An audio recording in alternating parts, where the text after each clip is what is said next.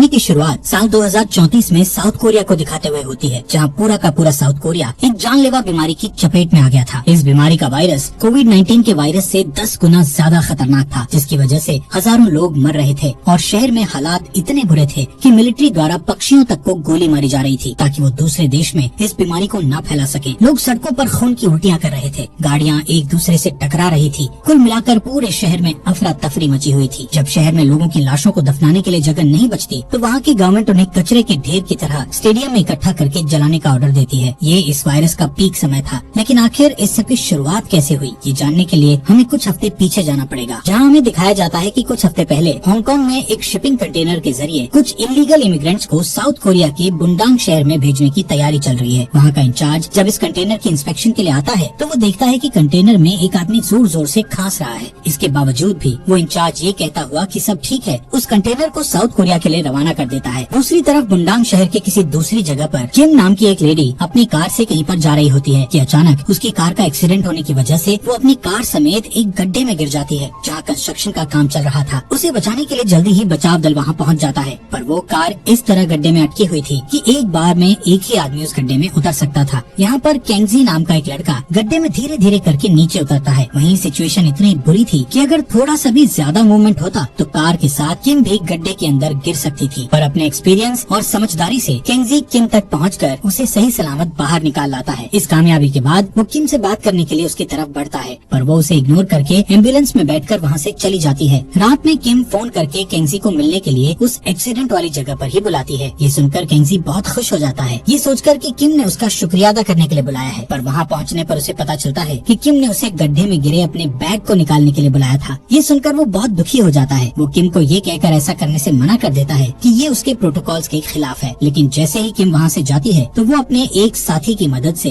गड्ढे में जाकर उस बैग को निकाल लाता है। इसके बाद उस बैग को चेक करने पर केंगजी को उसमें से एक आइडेंटिटी कार्ड मिलता है, जिसे देखकर उसे पता चलता है कि किम एक डॉक्टर है। तभी बैग के अंदर से फोन की घंटी बजती है और केंगजी हिचकिचाते हुए फोन उठा लेता है। उसे किम की बेटी मिरियो की आवाज आती है और थोड़ी बातचीत करने के बाद केंगजी स्कूल के बाद उससे मिलने के लिए मान जाता है। इसी बीच बियंकी और बियोंग हो नाम के दो भाई उस इलीगल इमिग्रेंट्स वाले कंटेनर की तरफ बढ़ते हैं। जब वो लोग कंटेनर का दरवाजा खोलते हैं तो वो ये देखकर हैरान हो जाते हैं कि सिर्फ एक आदमी को छोड़कर बाकी सारे लोग मर चुके थे और कंटेनर के अंदर से लाशों के सड़ने की भयंकर बदबू भी आ रही थी। ये सब देखकर वो दोनों कंफ्यूज हो जाते हैं और सीन का वीडियो बना लेते हैं और उस अकेले बचे हुए आदमी को ट्रक में बैठाकर अपने साथ ले जाते हैं। बियंकी कुछ सामान लेने के लिए स्टोर के अंदर जाता है। इसी मौके का फायदा उठाकर वो सर्वाइवर वहाँ से भाग जाता है। इस सर्वाइवर का नाम मोंगसाई होता है। स्टोर से बाहर निकलने पर बियंकी देखता है कि वो आदमी वहाँ से भाग रहा है और उसका भाई बियोंग हो बुरी तरह खांस रहा है। तभी बियंग उस आदमी का पीछा करता है, पर थोड़ी देर बाद उसका पीछा करना छोड़कर वो अपने भाई को एक क्लिनिक में लेकर जाता है, जहाँ डॉक्टर बियोंग को कुछ नॉर्मल दवाइयाँ देता है और उसे आराम करने के लिए कहता है। पर बियोंग को लगातार खांसी आ रही थी और खांसी के कारण उसके मुँह से निकलने वाले छींटे उसके संपर्क में आने वाले हर व्यक्ति पर पड़ रहे थे। वहीं दूसरी तरफ केंगजी स्कूल के बाहर किम की बेटी मिरियो से मिलने जाता है, पर अपनी माँ की तरह वो भी उससे बात नहीं करती। वो उससे अपनी माँ का बैग और केंगजी का बिजनेस कार्ड लेकर वहाँ से चली जाती है। अपनी कार से घर लौटते समय केंगजी को पास खड़ी एक बस में कुछ लोग बुरी तरह से खांसते हुए दिखाई देते हैं। इस तरह में दिखाया जाता है कि वायरस धीरे धीरे पूरे बुंडांग शहर को अपनी चपेट में ले रहा होता है। वहीं घर लौटने पर किम अपने बैग को देखकर बहुत खुश होती है और अपनी बेटी को गले लगा लेती है। साथ ही केंगजी को मन में इसके लिए थैंक यू बोलती है। अब जब घर पर वो माँ बेटी बात कर रही होती है तो किम को उसके हॉस्पिटल से फोन आता है कि वहाँ अचानक एक इमरजेंसी आ गई है, इसलिए उसे तुरंत हॉस्पिटल पहुँचना होगा। किम मिरियो को उसकी दादी के पास छोड़कर हॉस्पिटल चली जाती है। जब वो हॉस्पिटल पहुँचती है तो देखती है कि सब लोग डरे हुए हैं। वो तुरंत इमरजेंसी रूम की ओर जाती है, जहाँ पेशेंट बियोंग हो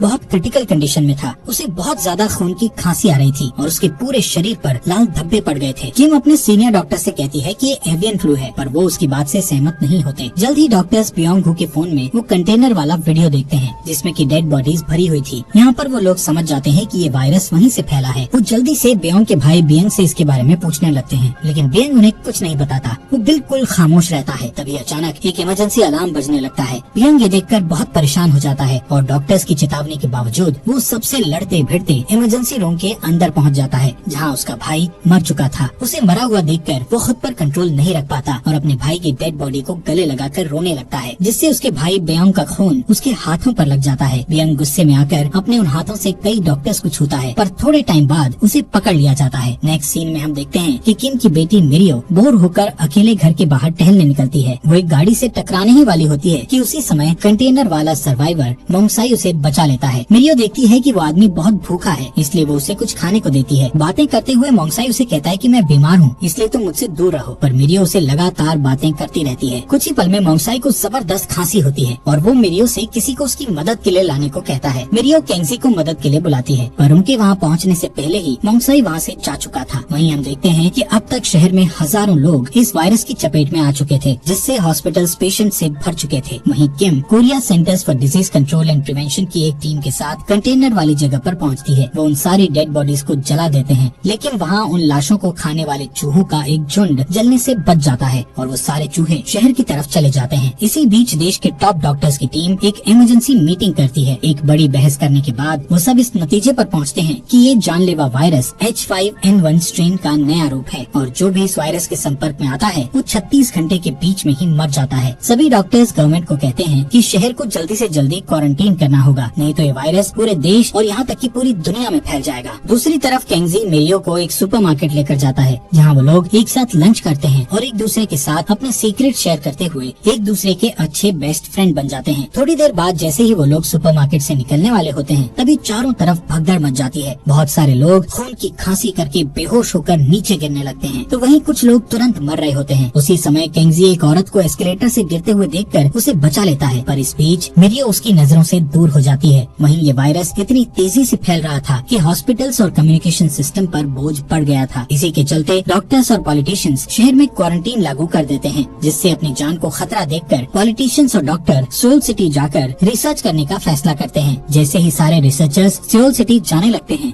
तो डॉक्टर किम अपने पार्टनर से कहती है कि वो अपनी बेटी को ढूंढकर उसके साथ वापस उनके पास आ जाएगी। इसके बाद किम मिरियो को फोन लगाती है, पर उसका फोन केंगजी उठाता है और वो उसे सुपरमार्केट के हालात बताता है। किम बिना समय गंवाए तुरंत सुपरमार्केट पहुंचती है, पर तभी वहां के हालात कंट्रोल से बाहर हो जाते हैं। लोग दुकानों को लूटने और एक दूसरे से लड़ने लगते हैं, जिसके नतीजे में वहां भयानक दंगा फसाद शुरू हो जाता है और इस सिचुएशन को कंट्रोल करने के लिए आर्मी वहां पहुंच जाती है। किम और केंगजी इतनी अफरा तफरी में मिरियो को ढूंढने लगते हैं और आखिरकार थोड़ी देर बाद वो उन्हें मिल जाती है और वो तीनों शटर बंद होने से पहले सुपरमार्केट से बाहर निकल जाते हैं। किम केंगजी से कहती है कि वो भी उनके साथ शहर छोड़ दे, पर वो कहता है कि लोगों की मदद करना उसका फर्ज बनता है, इसलिए वो उनके साथ नहीं जा सकता। ये कहकर केंगजी किम को उसकी कार की चाबी देकर उन्हें वहाँ से भेज देता है। थोड़ी देर बाद वो अपने एक साथी के साथ मिलकर सुपरमार्केट में फंसे हुए लोगों को बाहर निकालने लगता है। वहीं किम और उसकी बेटी एयरपोर्ट पहुंचकर सिक्योरिटी चेक को पास करती है, लेकिन जैसे ही वो सियोल जाने वाली आखिरी फ्लाइट की ओर बढ़ती है, तभी मिरियो खांसने लगती है, जिससे उन्हें फ्लाइट में जाने नहीं दिया जाता। उसी रात कोरियन आर्मी, यूएस फोर्सेज और KCDC के साथ मिलकर पूरे शहर में स्ट्रिक्ट लॉकडाउन कर देती है और सारे शहर वासियों को क्वारंटाइन कैंप में भेज देती है। वहीं सियोल सिटी में पॉलिटिशियंस, नेशनल और इंटरनेशनल डॉक्टर्स के साथ मिलकर एक इमरजेंसी मीटिंग करते हैं और इस नतीजे पर पहुंचते हैं कि सारे सिटीजन्स का एक टेस्ट किया जाएगा, जिसमें इन्फेक्टेड और अनइन्फेक्टेड लोगों को अलग अलग रखा जाएगा। उनका प्लान था कि जिन लोगों में इस वायरस के लक्षण नहीं पाए जाएंगे उन्हें छोड़ दिया जाएगा और जो इन्फेक्टेड होंगे उनको इलाज के लिए अलग वार्ड में रखा जाएगा। वहीं बुंडांग सिटी में किम अपनी बेटी के साथ वापस कैंप पर आ जाती है। वो देखती है कि वहाँ के हालात बहुत ही खराब होते जा रहे हैं। सड़कों पर चलना तो दूर, वहाँ लोगों के हिलने तक की जगह नहीं थी। उनमें से कुछ ऑलरेडी खून वाली खांसी कर रहे थे, जबकि दूसरे इस बात से डरे हुए थे कि वो भी जल्द ही इन्फेक्टेड हो जाएंगे। किम अपनी बेटी के बाल बांधते टाइम उसकी गर्दन पर रेड रैशेस देखती है। इसके बावजूद भी वो उसे क्वारंटीन कैंप के अंदर एग्जामिनेशन रूम में ले जाती है। अगली सुबह कुछ सैनिक गवर्नमेंट के ऑर्डर से बिल्डिंग्स की छतों पर चढ़कर सारे पक्षियों को गोली मार रहे होते हैं, ताकि वो वायरस को और जगहों पर न फैला सकें। उधर कैंप के अधिकारियों द्वारा मोंगसाई को ढूंढ लिया जाता है। उसको एग्जामिन करने के बाद डॉक्टर्स इस बात से हैरान रह जाते हैं कि किस तरह उसके शरीर ने इस वायरस से लड़ने के लिए अपनी इम्यूनिटी डेवलप कर ली है, जिससे वो उस वायरस के असर से बच गया है। तभी कैंप के अधिकारी किम को इस वायरस के लिए एंटीबॉडी पर काम करने के लिए कहते हैं, क्योंकि उस समय कैंप में वही इकलौती ऐसी डॉक्टर थी जो उस वायरस के बारे में जानती थी। कुछ घंटों बाद किम मोंगसाई के शरीर से एंटीबॉडी निकालने में कामयाब हो जाती है। जैसे ही वो उस एंटीबॉडी को किसी पेशेंट के शरीर में डायरेक्ट इंजेक्ट करने की बात करती है, तभी उसके सीनियर्स उसे ऐसा करने से मना कर देते हैं। थोड़ी देर बाद जब वो अपनी बीमार बेटी को चुपके से उस जगह से निकालने की कोशिश करती है, तब दो क्वारंटाइन स्टाफ मिरियो को उसके टैग नंबर 2066 से ढूंढते हुए उन तक पहुंच जाते हैं। वो किम से कहते हैं कि उसकी बेटी का रिजल्ट पॉजिटिव आया है, इसलिए वो वहाँ से उसे लेने आए हैं। यहाँ पर किम बहुत ही ज्यादा दुखी हो जाती है, क्योंकि उसे अपनी बेटी से बिछड़ना पड़ रहा था। पर तभी केंगजी आगे आकर गार्ड से अपना नंबर 2066 बताता है, जिसके बाद गार्ड उसे इन्फेक्टेड जोन में लेकर चले जाते हैं। थोड़ी देर बाद केंगजी के एक फ्रेंड की नजर उस पर पड़ती है और वो बड़ी चालाकी आसानी से उसे इन्फेक्टेड जोन से बाहर निकाल लाता है। वहीं दूसरी तरफ किम उस जगह पहुंचती है जहां मोंगसाई को रखा गया था। यहाँ पर किम ये जानती हुई कि हायर अथॉरिटी ने एंटीबॉडी को डायरेक्ट किसी को इंजेक्ट करने के लिए मना किया हुआ है, इसके बाद भी वो मिरियो पर उस एंटीबॉडी का इस्तेमाल करती है क्योंकि उसकी तबीयत बहुत ज्यादा खराब हो चुकी थी। किम अपनी बेटी और मोंगसाई के बीच एंटीबॉडी का ट्रांसफ्यूजन शुरू करती है, पर तभी गार्ड्स ये देखकर अंदर आ जाते हैं और किम को बेहोश करके इन्फेक्टेड मिरियो को वहाँ से ले जाते हैं। वहीं केंगजी देखता है कि गार्ड्स मिरियो को इन्फेक्टेड जोन में लेकर जा रहे हैं, इसीलिए वो उनका पीछा करता है। रास्ते में उसे मिरियो का हेड बैंड पड़ा हुआ दिखता है। जल्दी ही वो उस जगह पहुँच जाते हैं जहाँ हजारों इन्फेक्टेड लोगों की लाशों को प्लास्टिक में लपेटा जा रहा था, जिनमें से कुछ लोग अभी मरे भी नहीं थे। केंगजी मिरियो को ढूंढ ही रहा होता है कि तभी वो वहाँ एक भयंकर दृश्य देखता है जिसमें एक बहुत बड़ी क्रेन लाशों के ढेर को उठाकर स्टेडियम में डाल रही थी और ये स्टेडियम अब मुर्दों को जलाने का एक बहुत बड़ा गड्ढा बन चुका था। यहाँ पर केंगजी ये सोचता हुआ कि इससे पहले ये क्रेन मिरियो को उठाकर यहाँ से इस गड्ढे में जला दे, वो जल्दी से मिरियो को वहाँ ढूंढने लग जाता है। अचानक एक आग की बड़ी लपट लोगों की बॉडीज को अपने घेरे में लेकर जलाने लगती है। तभी केंगजी को एक रिंगटोन सुनाई देती है जिसे वो पहचान जाता है कि ये मिरियो के फोन के रिंगटोन है। वो तुरंत उस जगह भागता है और देखता है कि मिरियो प्लास्टिक में लिपटी हुई है जो कि अभी भी जिंदा है। दूसरी ओर क्वारंटीन कैंप के अंदर एक ऑफिसर एक इन्फेक्टेड सोल्जर को गोली मार देता है, जिससे लोग गुस्से से बेकाबू होकर कैंप से बाहर आ जाते हैं। बाहर जाते हुए वो लोग देखते हैं कि केंगजी मिरियो को जलती हुई लाशों के ढेर से बचाकर लेकर जा रहा है, जिससे वो लोग समझ जाते हैं कि इन्फेक्टेड लोगों को जिंदा ही जलाया जा रहा है। लोगों के भड़कने के कारण मेडिकल स्टाफ उस जगह को छोड़कर किसी और जगह पर जाकर मोंगसाई पर रिसर्च जारी रखने का फैसला करते हैं। वो किम को भी अपने साथ चलने के लिए कहते हैं, पर किम उन्हें ये कहते हुए मना कर देती है कि उसे अपनी बेटी को ढूंढना है। जैसे ही वो लोग बाहर की तरफ बढ़ते हैं तभी बियांग मोंगसाई को देख लेता है और अपने भाई को खोने का बदला लेने के लिए चाकू से उस पर हमला करता है। वहीं किम पागलों की तरह कैंप में अपनी बेटी को ढूंढ रही होती है, पर वो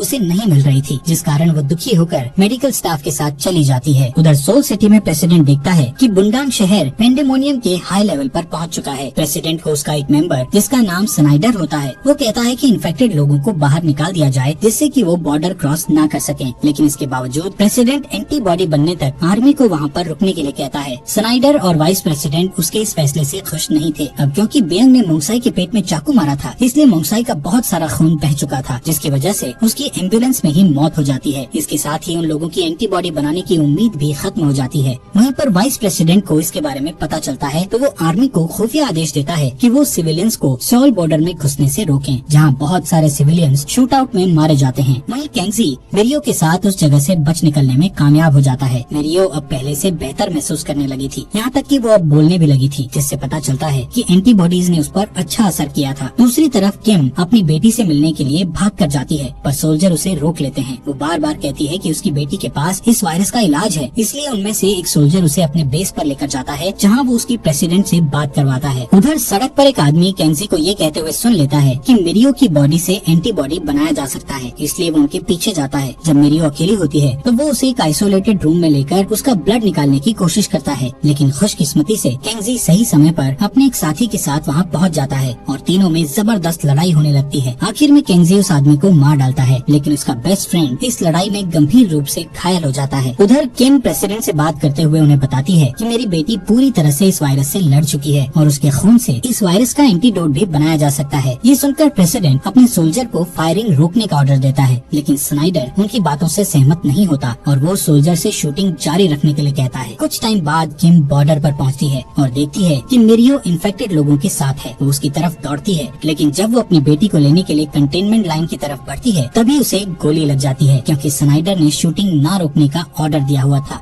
इससे पहले कि सोल्जर और गोली चलाते, मिरियो अपनी मां को कवर करके सोल्जर्स को गोलियां न चलाने को कहती है। ये देखकर सभी सोल्जर्स समेत सभी के दिल पिघल जाते हैं और वो पीछे हट जाते हैं। यहाँ तक कि इन्फेक्टेड लोगों को भी नई प्रेरणा मिलती है और वो सब बॉर्डर की तरफ दौड़ने लगते हैं। दूसरी तरफ जब स्नाइडर ये देखता है कि सोल्जर्स ने गोली चलाना बंद कर दी है, तब वो एयरफोर्स को हवाई हमले का आदेश देता है। ये देखते हुए अब इस सिचुएशन में प्रेसिडेंट भी इन्वॉल्व हो जाता है और वो अपने लोगों से कहता है कि अगर कोई फाइटर प्लेन बुंडांग में घुसने की कोशिश करे तो उसे तुरंत उड़ा दें। इस वायरस के खतरे के टलने के बाद प्रेसिडेंट लाइव आकर सबको ये बताता है कि वो इस वायरस का इलाज ढूंढकर सभी लोगों को बचा लेगा, फिर चाहे इसके लिए उसे कुछ भी करना पड़े। इसके बाद मिरियो के ब्लड से इस वायरस की वैक्सीन बनाने के लिए उसे सोल भेज दिया जाता है, लेकिन किम और केंगजी वहीं रह जाते हैं। कुछ घंटों के बाद एक रिपोर्टर ये अनाउंस करती है कि वैक्सीन सक्सेसफुली बन चुकी है और सबसे पहले इसे बुंडांग के लोगों को दिया जाएगा। दोस्तों, हमारे फॉक्स एक्सप्लेनर हिंदी चैनल को सब्सक्राइब करना मत भूलना।